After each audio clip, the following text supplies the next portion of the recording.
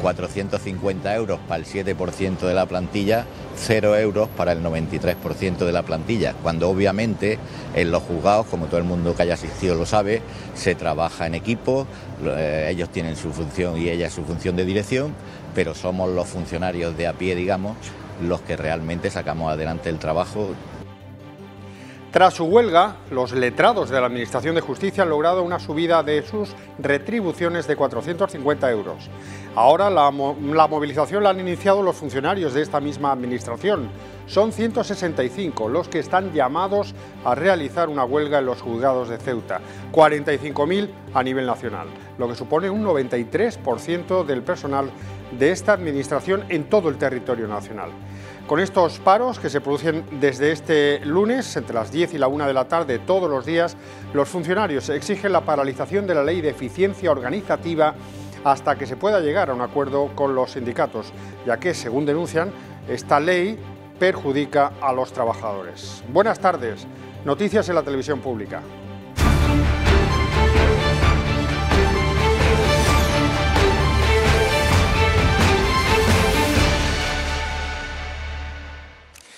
Pues lo acabamos de comentar, los funcionarios de justicia han comenzado ya la huelga indefinida que se da tras la concentración del pasado 12 de abril y a través de la que solicitan la paralización de la Ley de Eficiencia Organizativa, así como algunas mejoras retributivas.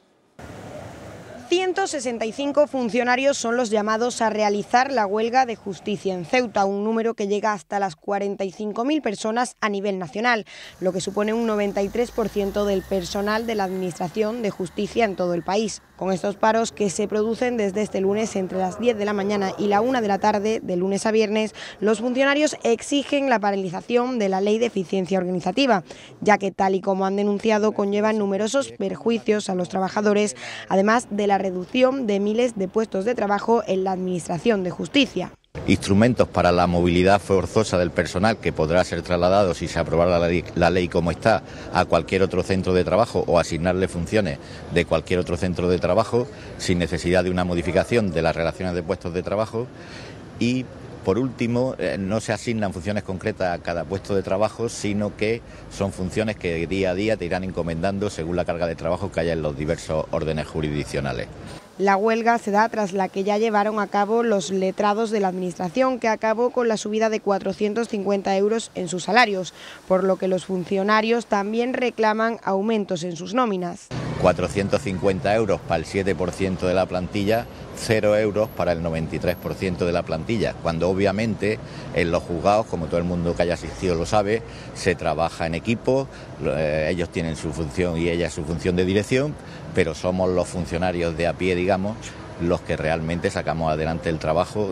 Además, piden que no se eliminen los pluses de los que disponen, como son las de los servicios de guardia, las de salir a realizar diligencias fuera de la sede judicial para embargo o desahucio, etcétera, o aquellas que llevan aparejada en algunos territorios la atención a los juzgados de violencia sobre la mujer. Con todos estos reclamos denuncian que desde el Ministerio de Justicia no se ha cedido ni siquiera a mantener un encuentro con los sindicatos, más allá de la reunión para evaluar los servicios mínimos, pese a las consecuencias que tendrá este paro, por las que se disculpan de antemano. La Administración de Justicia, digamos que es uno de los hermanos pobres de las administraciones públicas, junto con la sanidad y otros servicios públicos, en lo que el retraso y el colapso en algunos casos es una situación endémica que sin duda se verá agravada. Sobre el seguimiento de la protesta, de momento no hay cifras y estas se conocerán a lo largo de este primer día de huelga en la Administración de Justicia. Los sindicatos médicos de Ceuta y Melilla mantendrán una primera toma de contacto con Ingesa en Madrid este martes. Mientras tanto, en esta 14ª jornada de huelga se han cancelado las consultas de 6 especialidades: neurología, otorrinolaringología, traumatología, ginecología, neumología y cardiología. Además, se ha paralizado el 50% de la actividad quirúrgica y en total, desde el inicio de la huelga, se han suspendido cerca de 3.000 consultas y casi 160 intervenciones quirúrgicas programadas. El presidente del Gobierno ha anunciado que el Consejo de Ministros va a aprobar este martes la movilización de hasta 50.000 viviendas de la Sociedad de Gestión de Activos procedentes de la reestructuración bancaria, Sareb, viviendas que saldrán al mercado para un alquiler asequible. Sánchez también se ha comprometido a elevar del 3 al 20% la vivienda pública en España. Hasta 50.000 viviendas de la Sareb se movilizarán para alquiler asequible, ha anunciado el presidente del Gobierno y líder del PSOE, Pedro Sánchez, en la clausura de la conferencia municipal del partido en Valencia, tras aprobar la semana pasada la primera ley de la democracia de la vivienda. 50.000 viviendas para los jóvenes y para las familias de nuestro país. Será en el Consejo de Ministros y en él aprobarán poner 21.000 viviendas a disposición de municipios y comunidades autónomas, impulsar el alquiler social con las 14.000 viviendas ya habitadas de ese parque y promover la construcción de hasta 15.000 viviendas públicas en suelos disponibles de la Sareb. La ministra de Asuntos Sociales y secretaria general de Podemos, Ione Belarra, ha celebrado el anuncio al tiempo que ha lamentado la tardanza y recordado que queda mucho por hacer.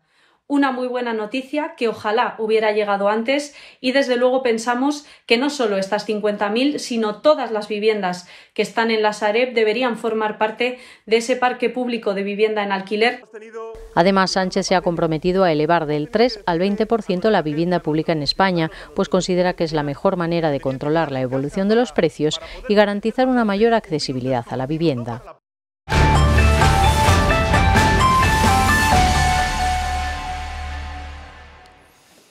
Y como les contábamos el viernes, el Consejo de Gobierno aprobó una subida del IMIS de 200 euros, tanto en su base mínima como en la máxima, que llega a situarse en los 760 euros. Esta ayuda forma parte de un programa de intervención e inserción sociolaboral que tiene un tiempo máximo de vigencia de 5 años. La medida, que afecta a 150 familias, es más laxa que la reglamentada para ser beneficiario del ingreso mínimo vital estatal, por lo que su incidencia sigue siendo muy notable en nuestra ciudad.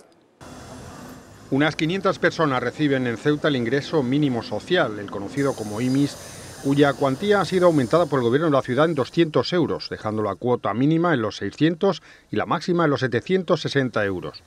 Este aumento en la prestación obedece fundamentalmente al incremento que ha experimentado el coste de la vida. Ha subido la luz, ha subido el agua, la bolsa de la compra está imposible. Pero esta iniciativa no solo persigue ofrecer una ayuda económica a quienes cumplan con los requisitos establecidos por el reglamento, sino un programa integral de inserción sociolaboral. Tenemos educadores, tenemos trabajadores sociales, intentamos pues lo que es la reinserción social, laboral, claro, que es el objetivo de este programa. El programa tiene una vigencia máxima de 5 años, periodo en el que se intenta que los usuarios vayan consiguiendo insertarse en el mercado laboral. De hecho, hasta este año los usuarios nuestros de IMIS pasaban directamente al plan de empleo. El programa tiene un presupuesto superior al 1.100.000 euros y cada vez cuenta con más solicitantes porque muchos de ellos no cumplen los requisitos exigidos por el Gobierno de la Nación para ser perceptores del ingreso mínimo vital.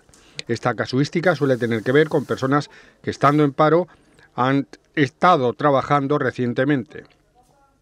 Esta casuística suele tener que ver con personas que están en paro pero que recientemente han estado trabajando, circunstancia que no se exige en el caso del IMIS.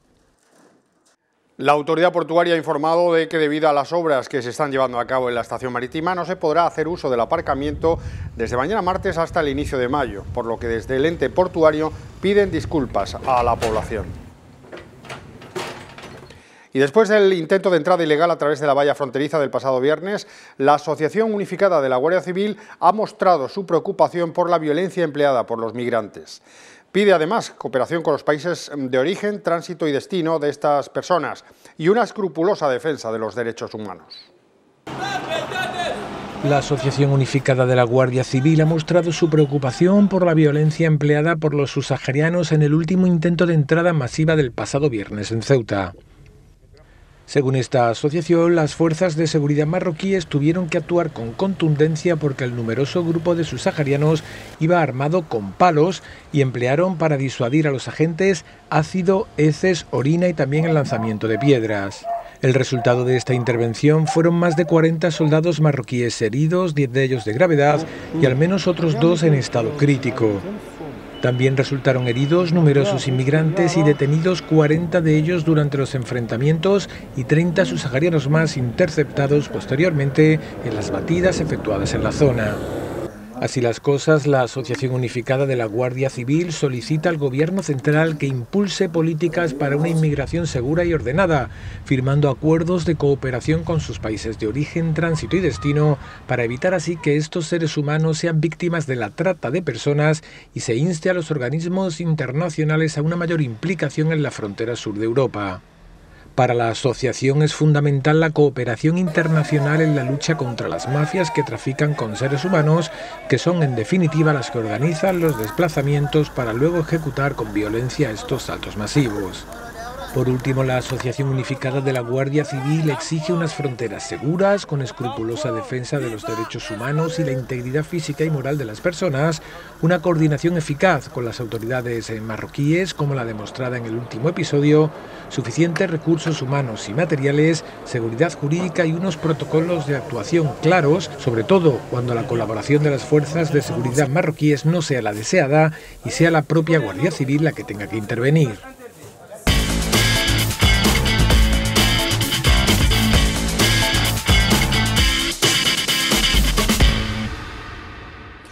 Y en los deportes, este lunes por la tarde está previsto que visite la ciudad el presidente de la Federación Española de Fútbol, Luis Rubiales, acompañado por el presidente del Comité Nacional de Árbitros, Luis Medina Cantalejo. Ambos dirigentes quieren mostrar su apoyo al árbitro Antonio Pozo, que recibió una paliza tras ser acorralado a la salida del partido Polillas-Calavera de la División de Honor Juvenil. Varios jugadores del equipo local y el padre de uno de ellos habrían sido los agresores. Y cambiando de asunto, el Ceuta no falló ante el Badajoz, al que derrotó por 3-0, lo que por primera vez en toda la temporada le permite estar fuera de los puestos de descenso. Todo ello con un ambiente espectacular en las gradas del Alfonso Murube. Fiesta grande en el Murube, porque el Ceuta sigue haciendo posible lo que parecía imposible hace 3 meses, cuando estaba a 14 puntos de la permanencia. Los blancos sabían que tenían ante el Badajoz una de las citas claves para escapar de la quema y no fallaron. Victoria por 3-0 y fuera del descenso en la jornada 32ª, después de toda la temporada en El Pozo.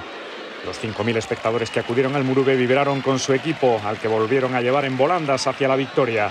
Los de José Juan Romero llevan ya 14 partidos seguidos sin perder, unos números espectaculares para obrar el milagro de salir a flote, aunque resta rematar la faena. El partido fue muy intenso desde el pitido inicial, prueba evidente de la importancia de los puntos en juego entre dos equipos empatados en la tabla y que protagonizaron un duelo más o menos igualado en la primera mitad, aunque con la iniciativa casi siempre del lado caballa. Tras un centro de Calderón al área que Adilson remataba forzado, llegaban los primeros acercamientos ceutíes. En el minuto 9, uno de ellos acabó con el balón dentro de la portería, pero el gol de Adri Cuevas fue anulado por fuera de juego.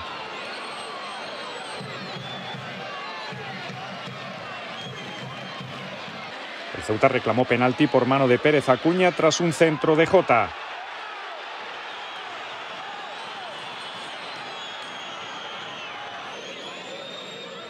El Badajoz también se asomaba con peligro a la portería de Tomás Mejías.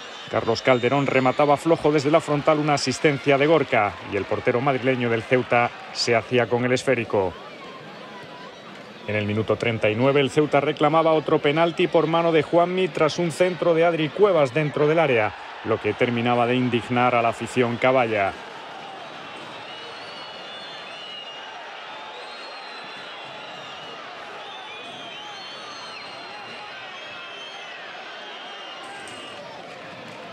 Instantes después, David Alfonso estaba cerca de marcar en un libre directo que acababa en córner tras tocar en la barrera. El Ceuta insistió en la recta final de la primera parte. Rodri remató dentro del área un centro de Jota que atrapó seguro Narváez.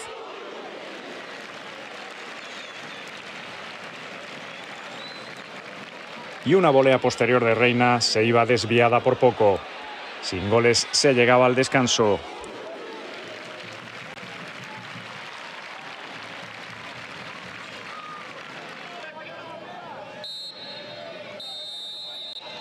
El Ceuta volvió dispuesto a no dejar pasar la oportunidad de salir ya del descenso con un público absolutamente entregado en cada ataque. En el minuto 61, tras un centro de Alain, Rodri era derribado dentro del área por Pérez Acuña y el árbitro señalaba penalti.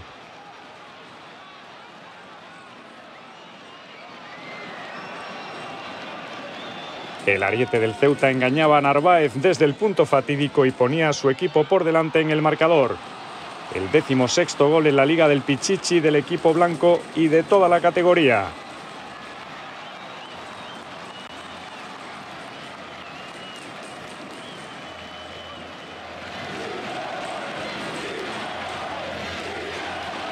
Reina lo intentó desde la frontal en la siguiente llegada blanca.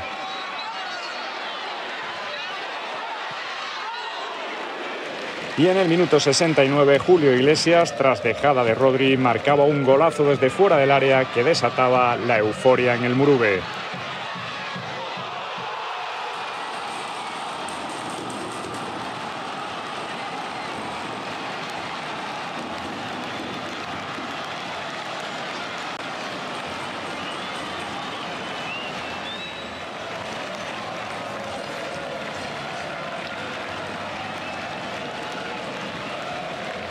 El Ceuta terminó de sentenciar en el minuto 82. Gran asistencia de Pablo a Rodri, que no perdonaba y la picaba ante el portero para anotar el 3-0.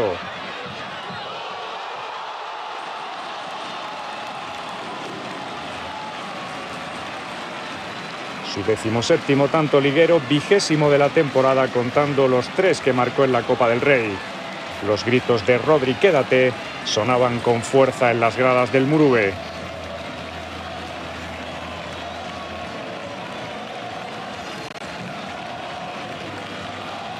El Badajoz, ya sin opciones, lo intentó con un tiro lejano de Soto que se fue alto. Los últimos minutos fueron un completo disfrute para la afición caballa, mucha de ella la misma que también estuvo con su equipo en los duros momentos de la primera vuelta. Los futbolistas, agradecidos, se despidieron dando la vuelta al campo. Y en fútbol sala, el Ceutí perdió en el Ejido por 5-4 y se complica su presencia en el play-off de ascenso a Primera División. Los de Tomás de Dios pagaron su mal inicio de partido y aunque reaccionaron en la segunda parte, no fue suficiente para puntuar. La Unión África Ceutí cayó en su visita al Club Deportivo El Ejido Futsal por 5-4 y se complican sus posibilidades de clasificarse para el play-off de ascenso a Primera División. Los unionistas se sitúan séptimos y aunque solo están a 2 puntos del quinto, el Sala 10 Zaragoza, que empató a 5 en la pista del Oparrulo Ferrol en otro duelo directo, ya no dependen de sí mismos y solo restan 4 jornadas para que acabe la competición regular. Los ceutíes estuvieron cerca de al menos puntuar en un partido que se les puso muy cuesta arriba con un 4-1 en la primera parte, pero pese a acercarse en el marcador terminaron derrotados y alejándose de su objetivo. El encuentro no empezó precisamente bien para los ceutíes, que en solo 2 minutos encajaban 2 goles. Pele anotaba el primero. Y 1 minuto después, Rangel hacía el segundo para los almerienses.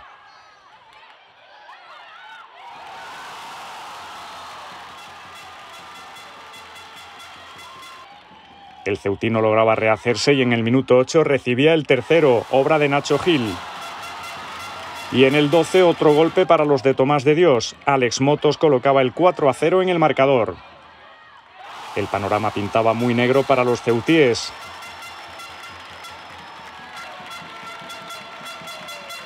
Pau Recasens, asistido por Anuar, conseguía recortar distancias en el minuto 17 y con ese 4-1 se llegaba al descanso.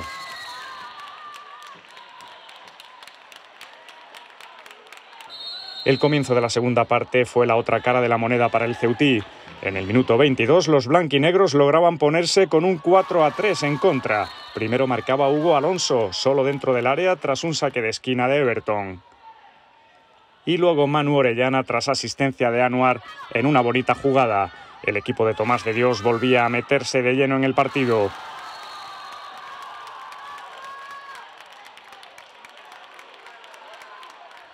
Josete ampliaba de nuevo la renta de los celestes en el minuto 28.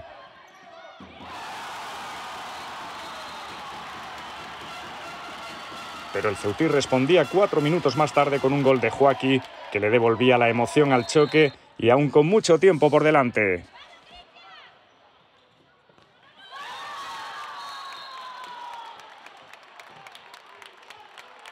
Además, el Ejido cometía su quinta falta y poco después se quedaba en inferioridad por la expulsión de Josete con roja directa por una dura entrada al ex del Ejido, Cristian Rubio.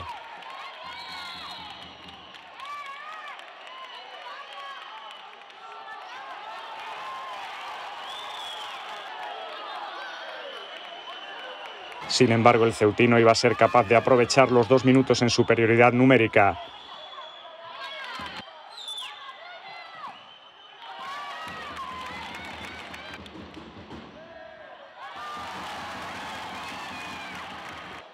En el minuto 38 el conjunto caballa se ponía a atacar de 5, pero tampoco conseguía marcar, ni siquiera en un doble penalti lanzado por Cristian Rubio.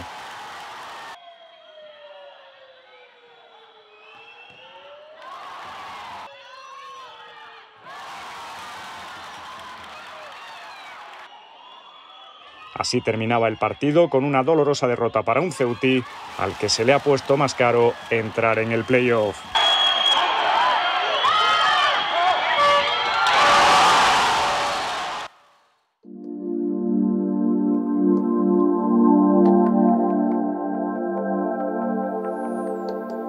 Conocemos ya la previsión del tiempo para las próximas horas. Sopla levante en este lunes de cielos soleados, con algún intervalo nuboso y con temperaturas máximas que caen hasta los 20 grados. Mañana experimentaremos un notable aumento de la nubosidad para una jornada en la que se mantendrán las temperaturas y el viento seguirá soplando de levante. Son algunas de las noticias más destacadas de la actualidad de esta primera mitad del lunes, pero hay más actualidad que les contaremos a las 8:30. Pasen buena tarde. Adiós.